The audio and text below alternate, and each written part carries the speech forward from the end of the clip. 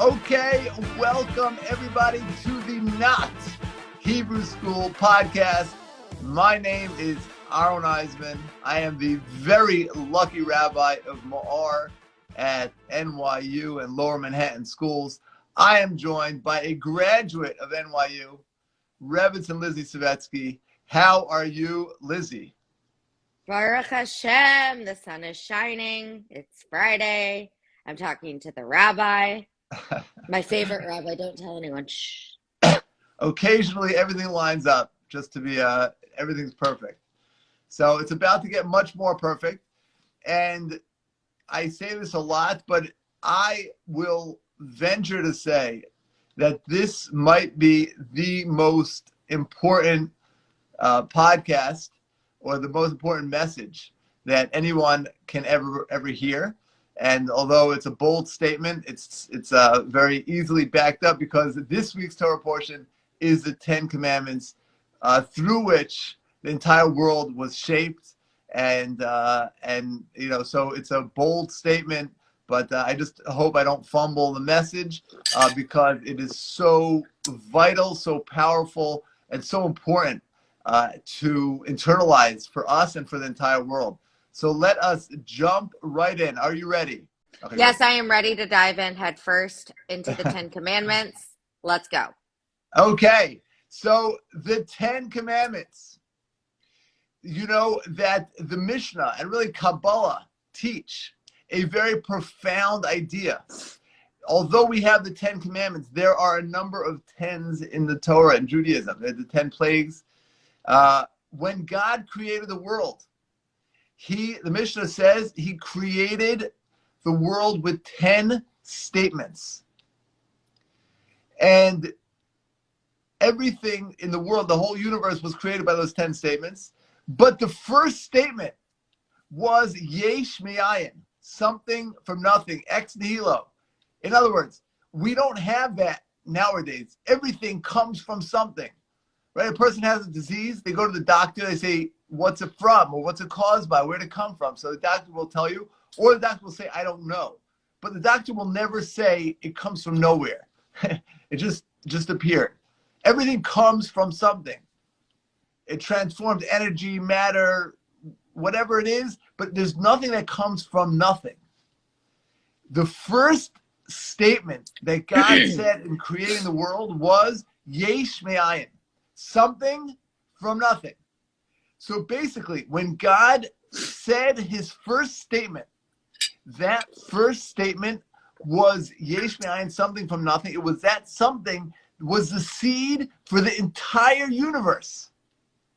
If you see an apple tree, right, you know that there was one seed that contained the entire apple tree. Everything you see now, the branches, the leaves, the bark, the apples, everything inside the apples, everything was contained in that little seed. The universe was the same thing. When God said his first statement, he created a seed in which the entire universe was created. So the first statement was ex nihilo, something from nothing, and then the next 9 unpacked those that seed and created this universe, and everything that you see in this universe, you and me and the people and the trees and the history, everything comes from those 10 statements. What does that have to do with the 10 Commandments? Everything. Because the 10 Commandments were the same thing. The 10 Commandments are a microcosm of the entire Torah. And all 10 commandments come from the first commandment. So the first commandment is vital to understand and to internalize and to master, because the 10 come from the one, and the whole Torah, all morality, all of our ethics, all of our values come from that one. It's all from that seed, just like the creation of the world. So it is vital to understand that first commandment. Are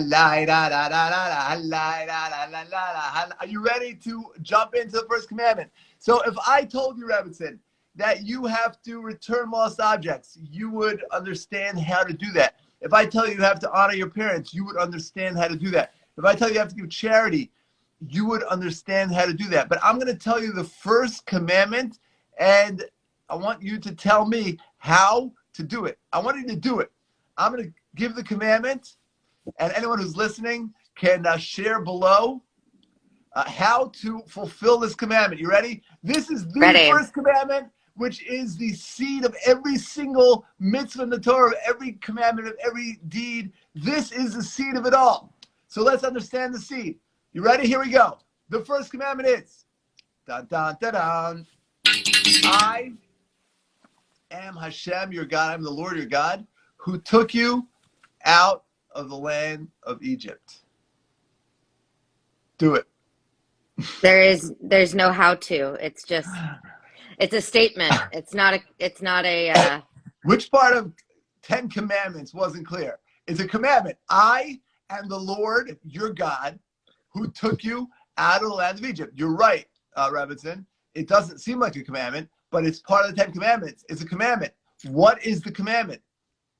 Anyone who's listening now can share your answer or help out the Robinson.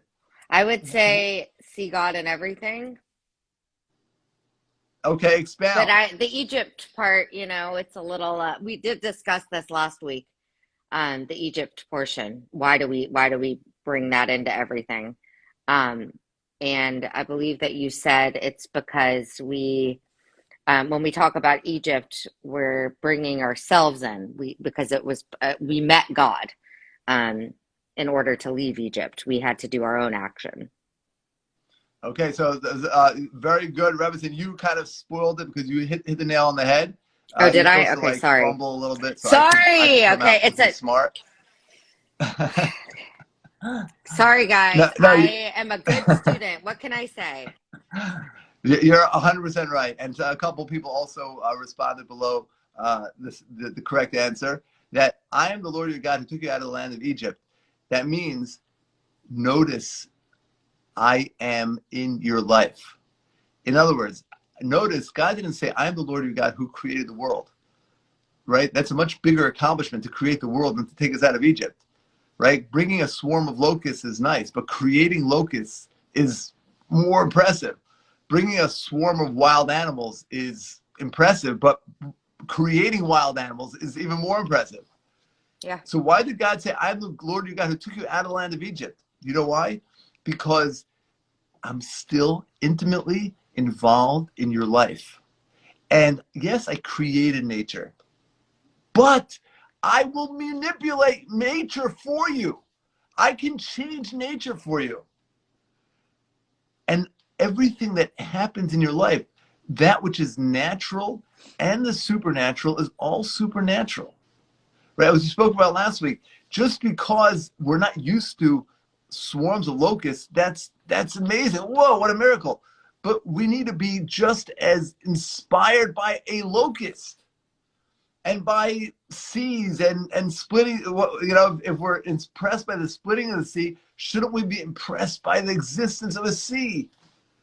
So the first of the 10 commandments is wake up. See God in everything in the world. Bittul hayesh, get our ego out of the way and see the infinite in everything.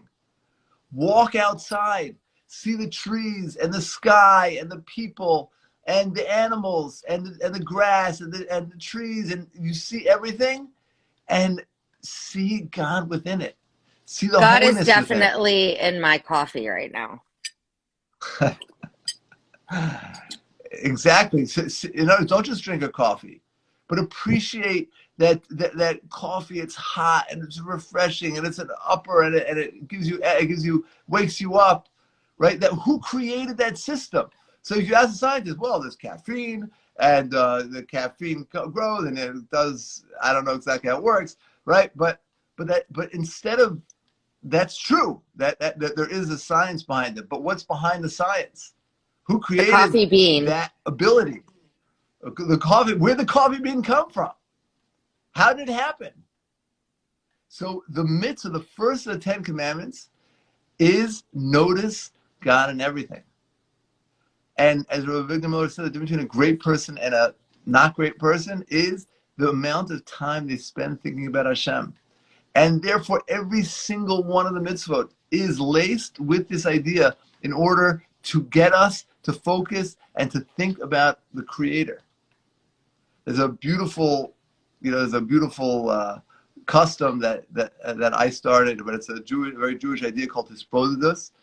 And hisbodedus is to just walk outside and just appreciate the world, appreciate what we have, appreciate the trees and the clouds and the grass, appreciate our gifts, right? And thank God for them. Say, well, thank you, Hashem, that I could see and that I could hear, that I could walk and I could talk, I could smell, I have teeth and I have a mouth and I have food to eat and I have livelihood and I have a family, right? And just express it, not like sort of in the back of our mind as we're, running for the bus, we're drinking our first coffee, right? But to internalize. So the first of the 10 commandments is to internalize that, Rebbetzin. La la la la la la la. What do you say? I say I see God in everything. And that's the mission. That is the core of everything, is to see God in everything, to wake up, get rid of our ego. And you look at the self-help section, like the self-help industry, it's such a $1 billion industry now. But really, if you had to boil it all down to one concept, it would be this same concept: that get out of the way, let go and let God. And maybe I don't use those religious words, but it would be that there's something bigger than us. There's something greater than us. That we do our best and relax, be serene and calm, because there's something greater than us out there. And that's what the first commandment is, to connect to that. It's beautiful. I want to highlight an interesting thing. Before God gave, to backtrack a little bit, before God gave the 10 commandments, God was telling Moses they're about to get the Torah, and the Jewish people were around the mountain, and God was going to come descend on the mountain and talk to the Jewish people and give us the Torah. And an interesting, perhaps strange dialogue between God and Moses. And God is very strong to Moses: make sure the people do not approach the mountain. And then he says it twice, like, make sure, and if anybody approaches the mountain, they'll die. And just like such strong language of warning: don't approach the mountain. Sort of like, if someone's like, hey, don't go there, don't go there. It's like, whoa, there must be a reason why I want to go there. Like, what is the urgency to approach the mountain that God had to warn the Jewish people so many times not to approach the mountain? I'm going to let you answer this one. So it's a beautiful answer based on the first thing that we just discussed. True happiness comes when I recognize God in everything. You know why? Because there's a piece of God within me. And when I see God in the tree, I'm uniting myself. I'm expressing a part of myself. There's such a popular notion on campus and in the world, really, just be yourself. Don't hold back. But I find that the tragedy is that people don't know who they are. You are so much more than just your physical self. Yeah. You are a piece of the infinite. You're a piece of God.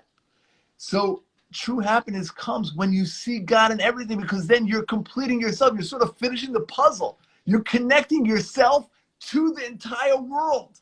And that's, by the way, the secret to world peace. That people think, we're so at loss, so much fighting.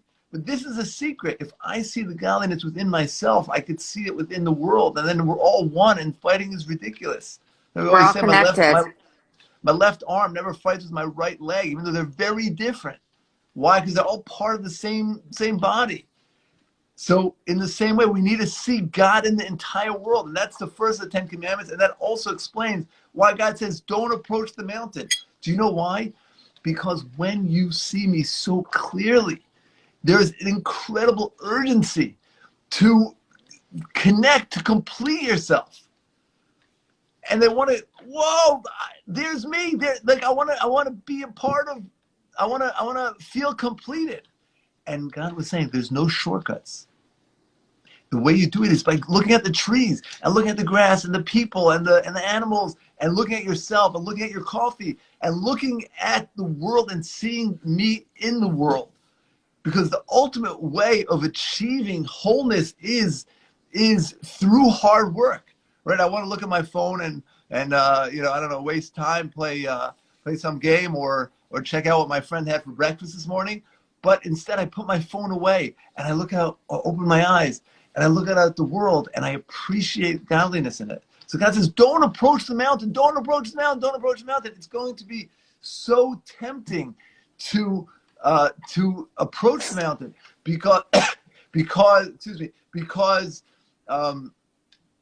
because you will see part of yourself. You will feel complete by attaching yourself to God. And the answer is there are no shortcuts.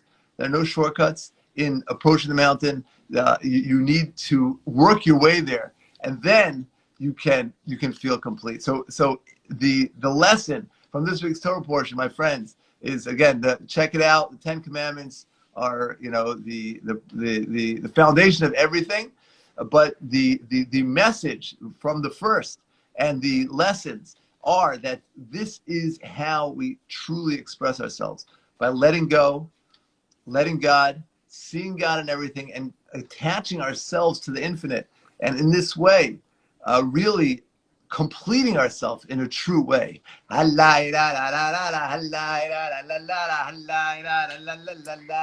What do you say, Robinson? I say that the way I feel this message is that that, you know, God is love, and if you knew that everything and everyone around you was a part of you, and we are all a part of it together, then it would be all love. And you know, I'm coming off of a lot of emotion after the hostage situation here in Colleyville last weekend, last Shabbos. And you know, just the world's reaction or lack of reaction, and all I can think about. And then, you know, MLK Day was Monday, and his whole message was, you know, that hate cannot drive out hate, only love can do that. And so I just feel like if we could all really internalize the message that we're all connected, and everything comes from the same place, then we would be able to accept each other, and Right. hopefully acceptance would lead to love. And so I just think it's a beautiful message that is really, really resonating deeply within me today and this week. So I appreciate Yeah. it. Yeah, no, for sure. It's so foundational, and you know, of course, we start with ourselves. And if I'm able to connect to the godliness within me, and I live in that way, so it's contagious. You know, I always tell the students, really, we should stand with a sign on the subway saying, you know, you are a piece of the infinite. You know, like, hey, do you know that you're holy? Do you know you're a piece of the infinite? We should really do that on the subway, but we are required to do something much more difficult. It might be challenging to, you know, hold a sign on the subway, but it's much harder to live by example, Yes. right? We have to And look in to, the mirror every day and see yourself, and to be honest with yourself, which I think a lot of us, it's very easy, like you said, to look at the phone, to be distracted. There's a million things going on in the world, and to not see God in everything ourselves. And it is impossible to expect that from anyone else when we're not doing it, you know, living our life that way. 100%. So starting with ourselves, and let's do it. So that's that's why I said that this is perhaps the most important lesson, because if you have this is every mitzvah that we talk about every week. It contains this. This is the seed of every mitzvah. Every mitzvah that we do is in order to sort of get our ego out of the way and bring in the infinite, which leads to our own happiness, our own self-perfection, our own joy, as well as, and probably because of, I'm connected to everything. I'm one with everything. I'm one with all people and with the Creator. And that's the ultimate happiness. The ultimate messianic age is when everything is so clear. We're not living in this darkness anymore. So let's light up the world. You're All right, Rabbi. holy. Your friends are holy. Your family's holy. I'm holy. We're all 100%. holy. 100%. 100%. That Let's bagel's remember it. holy. Let's remember it, spread it, internalize it, and light up the world, my friends. All right, let's light it up. Load it Have up, up, a up. have a beautiful Shabbat. Regards to the family. Thank you. You too. I'll think about lighting it up when I light my candles tonight. That's it. That's a beautiful, beautiful thought. All right, I love it, Thank Rabbi. you so Thank much, you so Robinson. much. Shabbat Shabbat shalom. shalom. Take Take care, care. everybody. Bye, guys.